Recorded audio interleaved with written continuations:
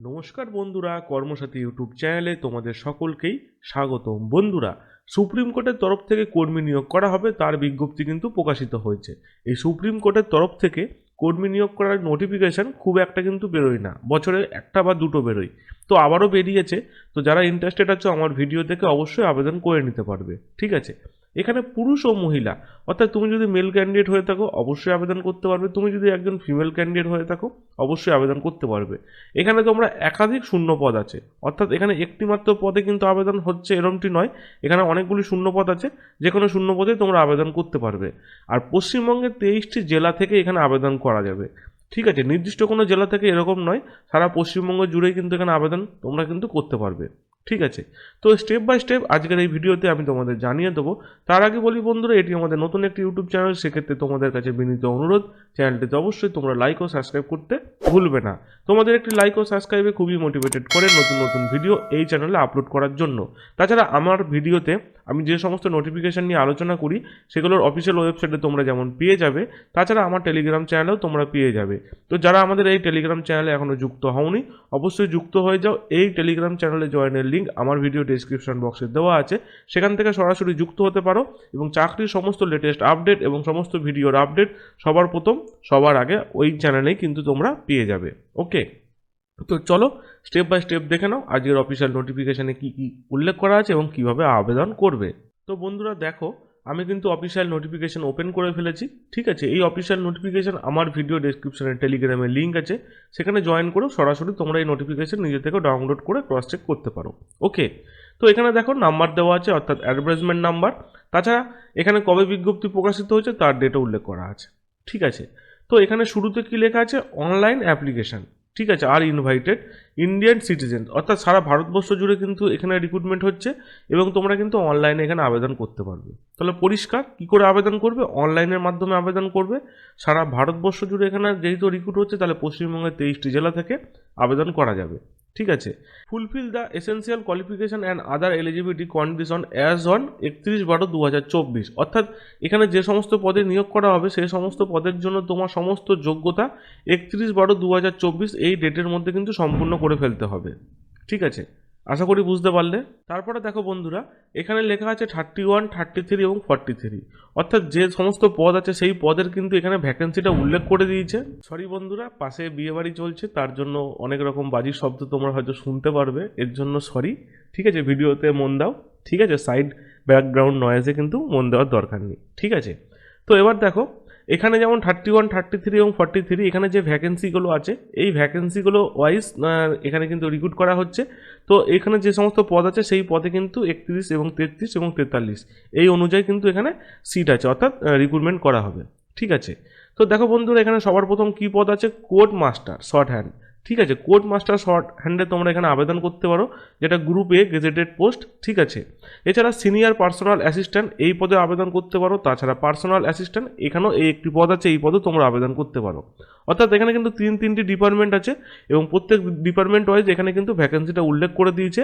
আচ্ছা, লাস্টে যেটা পার্সোনাল অ্যাসিস্ট্যান্ট এবং সিনিয়র পার্সোনাল অ্যাসিস্ট্যান্ট এই দুটো পদ কিন্তু গ্রুপ বি, যেটা নন গ্যাজেটেড পোস্ট। ঠিক আছে, বেতন কি থাকছে বন্ধুরা, এখানে লেভেল 11, লেভেল 8 এবং লেভেল 7 অনুযায়ী তোমাদের বেতন মানে দেওয়া হচ্ছে, যেখানে বেতন থাকছে 67,700, নেক্সট পোস্টের বেতন থাকছে 47,600 টাকা এবং 44,900 টাকা। ঠিক আছে, তাহলে বেতনটা সম্বন্ধে তোমাদের আইডিয়া হয়ে গেল। কি কি পদ আছে সেটা তোমরা জানতে পারলে। আবেদন কি করে করতে হবে অনলাইনের মাধ্যমে, কত তারিখের লাস্ট ডেট সেটাও আমি তোমাদের উল্লেখ করে দেবো এবং এখানে বাদবাকি ডিটেলসগুলো উল্লেখ করে দেবো। ঠিক আছে, তো ভিডিওটি প্রথম থেকে শেষ অবধি কিন্তু দেখতে থাকো। ওকে, এবার দেখো বন্ধুরা, এখানে যে সমস্ত পদ আছে তার এসেন্সিয়াল কোয়ালিফিকেশান কিন্তু উল্লেখ করে দিয়েছে। ঠিক আছে, তো দেখে নাও সবার প্রথম পদটি কোর্ট মাস্টার। ঠিক আছে, শর্ট হ্যান্ড এই পদে আবেদন করার জন্য ডিগ্রি ল। ঠিক আছে, degree law of recognised university in India, অর্থাৎ লয়ের ওপরে তোমাদের ডিগ্রি কমপ্লিট করা থাকতে হবে। তার সঙ্গে কি লাগছে, শর্ট হ্যান্ড যেটা ইংলিশে টাইপিং স্পিড থাকতে হবে 120 ওয়ার্ড পার মিনিট, অর্থাৎ তোমার যদি 120 ওয়ার্ড পার মিনিট মধ্যে তুমি যদি শর্ট হ্যান্ড ইংলিশের ওপরে করতে পারো তাহলে অবশ্যই আবেদন করতে পারো। তার সঙ্গে কি লাগছে, এখানে 40 word per minute computer operating typing speed. ঠিক আছে, কম্পিউটার অপারেটরের উপরে 40 ওয়ার্ড পার মিনিট যদি তোমাদের টাইপিং স্পিড থাকে তোমরা আবেদন করতে পারবে। এবং এর সঙ্গে লাগছে কিনা এক্সপিরিয়েন্স, 5 বছরের এক্সপিরিয়েন্স লাগছে এই রিলেটেড কাজের ওপরে। ঠিক আছে, তাহলে আবারও বলি তোমাদের যে কোর্ট মাস্টার পদে আবেদন করার জন্য তোমাদের ল কলেজ থেকে ডিগ্রি কমপ্লিট করা থাকতে হবে, তার সঙ্গে শর্ট হ্যান্ড যেটা আছে সেখানে সেই টাইপিং স্পিড তোমাদের 120 ওয়ার্ড পার মিনিট এবং কম্পিউটার অপারেটর টাইপিং স্পিড লাগছে 40 ওয়ার্ড পার মিনিট। ঠিক আছে, তার সঙ্গে লাগছে কি না 5 ইয়ারের এক্সপিরিয়েন্স, 5 বছরের এক্সপিরিয়েন্স থাকলে তোমরা এখানে আবেদন করতে পারবে। ঠিক আছে, নেক্সট পদটা কী আছে না personal assistant, senior personal assistant. তো এই পদে আবেদন করার জন্য তোমাদের সিম্পল গ্র্যাজুয়েশন যোগ্যতা লাগছে।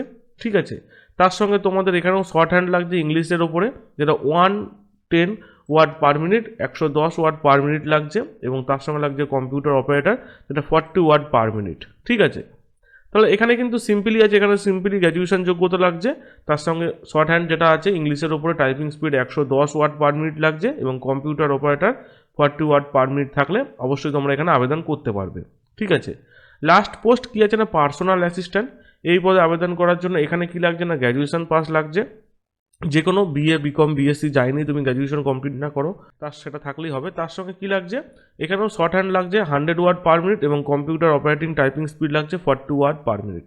তাহলে বোঝা গেল এখানে তোমাদের টাইপিং স্পিড আর তোমাদের এখানে শর্ট হ্যান্ড যে টাইপিং স্পিড সেটা থাকাটা খুবই ইম্পর্টেন্ট, তার সঙ্গে গ্র্যাজুয়েশন থাকতে হবে। দুটি পদের ক্ষেত্রে সিম্পল গ্র্যাজুয়েশন হলেই তোমরা এখানে আবেদন করতে পারবে, এবং একটি পদের ক্ষেত্রে ল কলেজ থেকে ডিগ্রি কমপ্লিট করা থাকলে আবেদন করতে পারবে।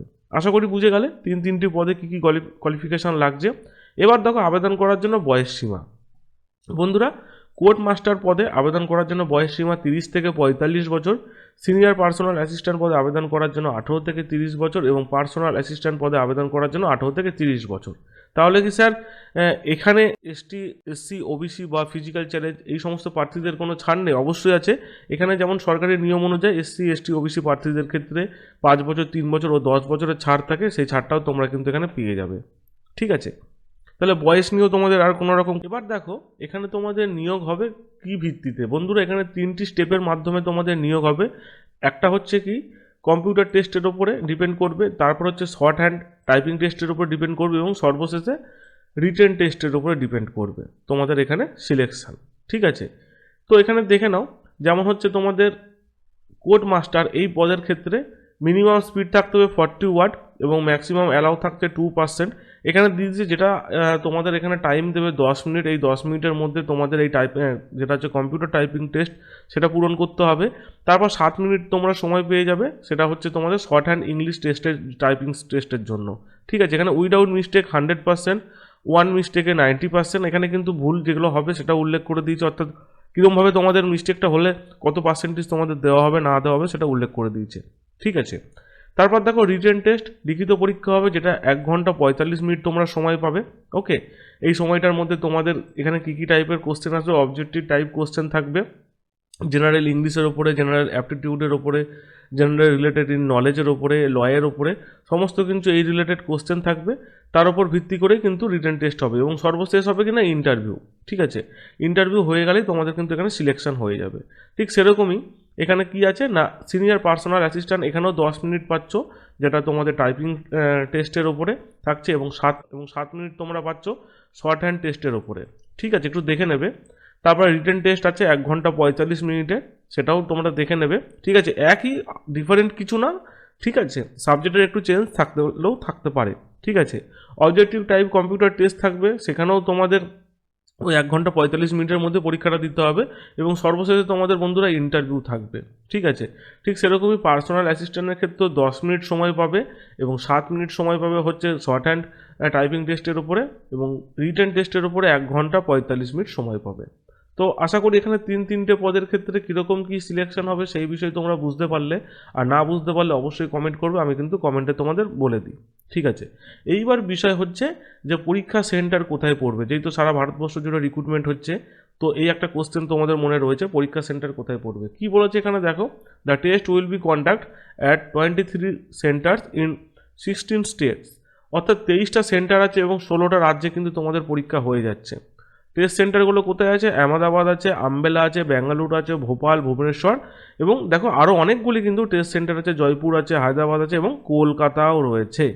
ঠিক আছে, অর্থাৎ আমাদের কলকাতাতেও কিন্তু তোমাদের টেস্ট সেন্টার পড়ে যাবে, টেস্ট সেন্টার পেয়ে যাবে, সেখানে গিয়ে তোমরা পরীক্ষা দিতে পারো। এবং নাম্বার অফ স্টেটস কি বলেছে, কতগুলি রাজ্যে, 16টা রাজ্যে কিন্তু বন্ধুরা এখানে কিন্তু তোমাদের পরীক্ষাটা হচ্ছে, ঠিক আছে। যেমন ওড়িশা আছে, তামিলনাড়ু আছে, অবশ্যই ওয়েস্ট বেঙ্গল আছে, উত্তরপ্রদেশ আছে, তেলেঙ্গানা আছে, ঠিক আছে। এবার দেখো বন্ধুরা, এখানে যে তোমরা আবেদন করবে, আবেদন মূল্য কি দিতে হবে? অবশ্যই তোমাদের এখানে আবেদন মূল্য দিয়ে আবেদন প্রক্রিয়া সম্পূর্ণ করতে হবে, যা কিনা অনলাইনের মাধ্যমে। তো আবেদন মূল্য কি আছে না, আবেদন মূল্য 1000 টাকা রয়েছে। তো 1000 টাকা হচ্ছে আবেদন মূল্য। আবেদন মূল্যটা অনেকটাই হাই, সেক্ষেত্রে খুব দেখে শুনে তোমরা আবেদন করবে। এই 1000 টাকা কাদের দিতে হবে? জেনারেল ক্যান্ডিডেট, ঠিক আছে। জেনারেল ক্যান্ডিডেটদের ক্ষেত্রে 1000 টাকা।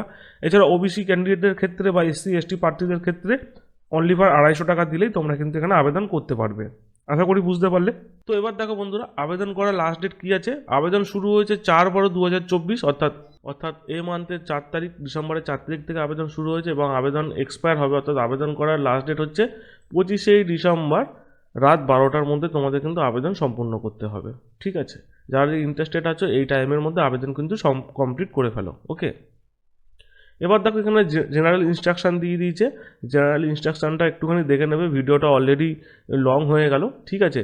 তবে আরেকটু বিষয় তোমাদের বলে দিই, অ্যাপ্লিকেশন একবার কমপ্লিট করার পরে তোমরা যদি কোনো রকমভাবে চেঞ্জেস করতে চাও, সেই চেঞ্জেস হবে না, ঠিক আছে। আর অ্যাপ্লিকেশন ফি কিন্তু নন রিফান্ডেবল, সেটা উল্লেখ করেছে। তাহলে তোমরা কি এখানে একাধিক পোস্টে আবেদন করতে পারবে? অবশ্যই 3টি পদেই তোমরা আবেদন করতে পারো, কিন্তু 3টি পদের ক্ষেত্রে আলাদা আলাদাভাবেই তোমাদের কিন্তু অ্যাপ্লিকেশন ফি দিতে হবে, ঠিক আছে। এই না যে একটা পদে আবেদন মূল্য দিলে আর 3টে পদে আবেদন করলে, এরকম নয়। 3টে পদ আলাদা এবং 3টে আবেদন মূল্যই কিন্তু তোমাদের 3বারই দিতে হবে, ঠিক আছে। তো আশা করি বুঝতে পারলে। কোনো রকম অসুবিধা থাকলে অবশ্যই কমেন্ট করবে, আমি আবার তোমাদের বিস্তারিতভাবে কমেন্টের মাধ্যমে জানিয়ে দেবো। তো বন্ধুরা, এই ছিল আজকের ভিডিওটি যদি ভালো লাগে অবশ্যই লাইক শেয়ার কমেন্ট করবে আর সাবস্ক্রাইব করতে ভুলবে না।